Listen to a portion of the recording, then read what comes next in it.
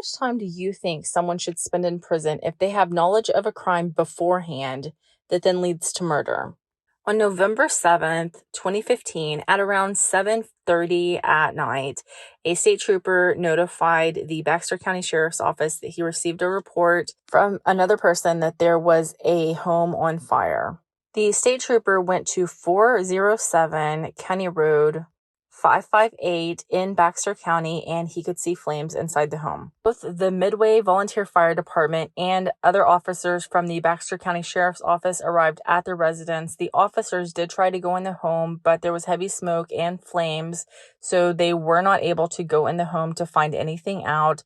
The fire department was able to suppress the fire, and eventually the fire was put out, but the residence was a total loss.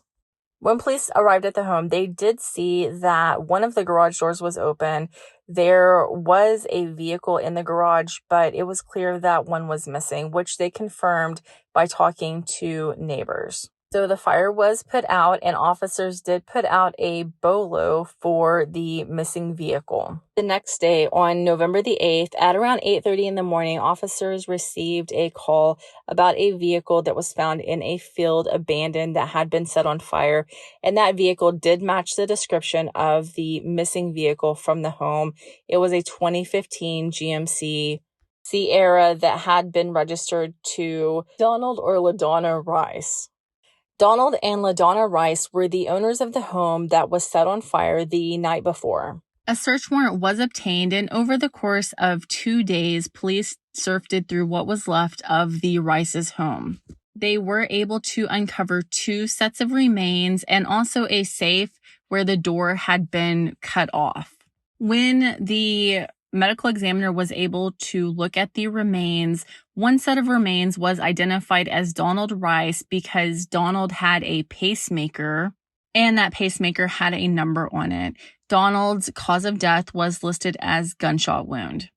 Police could not identify the other set of remains until they received DNA samples from the family. Ultimately, those DNA samples did lead to the other set of remains being identified as Ladonna Rice.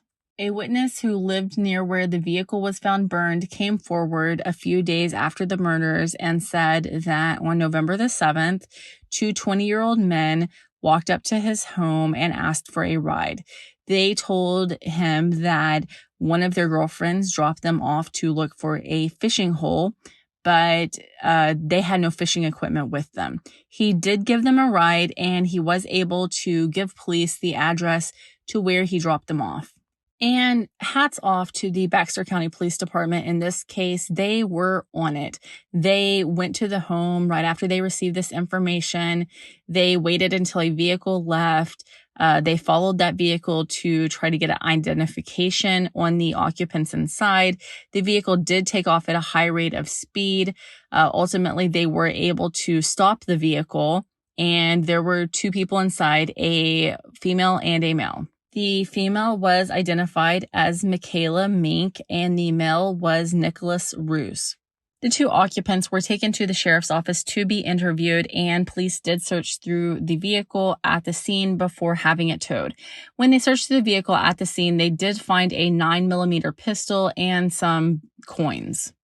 When police talked to Nicholas Roos, he said that he had participated in burglaries in the area, and that if police went in his home, that they would find stolen property. But when he was asked about the murder, he lawyered up. So when police searched the vehicle at the police department, they found a lot of stolen items in it, including another weapon. And then police received another tip. They received a tip that Nicholas Roos was seen at a local store getting gas with another person the day before the murder. Police were able to identify the second person with Nicholas as Talmadge Pendergrass, and police pulled Talmadge in to speak to him. When police spoke to Talmadge, he said that Nicholas Roos asked him for a ride to Harps to get groceries, and that while they were there, Talmadge himself bought a weapon. It was a handgun that he purchased. He said he purchased it for his girlfriend, and he gave it to Nicholas to hold until Christmas. After sitting in jail for a couple of days, Nicholas Ruse decided that he didn't want a lawyer that bad and he was going to talk to police. So he withdrew his right to an attorney and he told police what he knew. He told police that his girlfriend, Michaela Mink, did drop him off with another person named Zach Graham at the home of Donald and Ladonna Rice. And it seems like Nicholas was pretty honest about everything. Nicholas says that he and Zach went up to the Rice's door. They knocked on the door. Nicholas said that Ladonna Rice answered the door and he himself told Ladonna Rice that their vehicle had broken down. They asked the Rices for help, which Ladonna Rice, yelled for her husband. When her husband came out, Nicholas shot her husband in the face. According to Nicholas, after he shot Donald Rice, he forced his way into the home. Ladonna Rice was scared. She was screaming, and he ultimately, murdered her. And they started to steal items from the home. They put the stolen items in the back of the truck. They set the home on fire, and they took off with the truck. Nicholas told police that they took the items to their home, they unloaded the items, and then they took the truck to the field and set it on fire. Then they got a ride from the witness that had already came forward to police and went back home. Nicholas said that he, Mink, and Graham went to his father's home in Clark Ridge.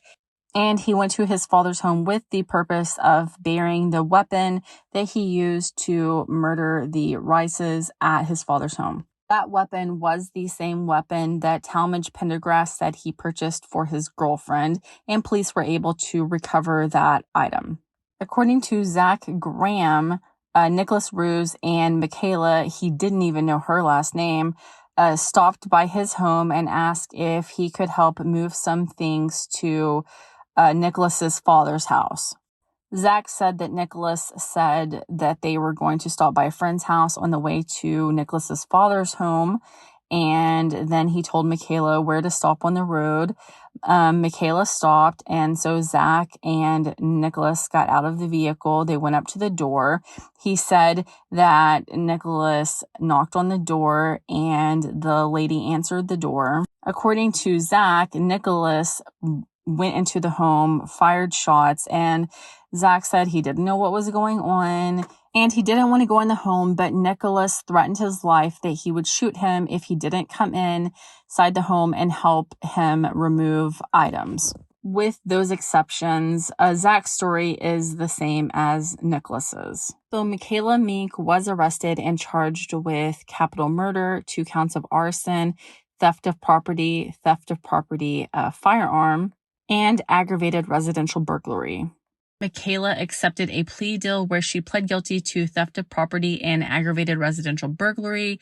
She was sentenced to 20 years in prison on those charges, and she also pled guilty to a lesser theft of property and was sentenced to 6 years in prison for that charge. Michaela Mink came up for parole in 2021. Her parole was denied. She went up for parole again last year. She got another 1-year denial. She will be coming up for parole again soon this year. Nicholas Ruse was charged with 2 counts of capital murder, 2 counts of arson, and aggravated robbery, and 2 theft of properties. Arkansas did intend to seek the death penalty in that case. Nicholas Ruse entered a guilty plea. It was negotiated. He, as part of the plea bargain, was sentenced to life in prison without the possibility of parole. Nicholas has attempted to appeal all the way to the Supreme Court of the United States. Zach Graham was charged with the same charges as Nicholas Ruse, and he did enter a guilty plea. Zach Graham pleaded guilty to 1 count of second-degree murder. He was sentenced to 25 years on that charge, and he was sentenced to 20 years for aggravated residential burglary. Zach Graham first came up for parole in 2022, and he was denied. For his part in purchasing the weapon that was used, Talmadge Pendergrass was actually charged in federal court. So Mr. Pendergrass was charged with making a false statement in acquisition of a firearm, and the reason for this is because Nicholas Ruse actually attempted to buy the firearm first, and his background check was denied, but it was seen on camera. Nicholas pulled money out of a bag. He handed the money to Talmadge Pendergrass, and Talmadge put on his application for the weapon that he was the purchaser, when in fact the gun was not being purchased for him. So Talmadge Pendergrass was sentenced to federal prison in 2017. He was released in 2018.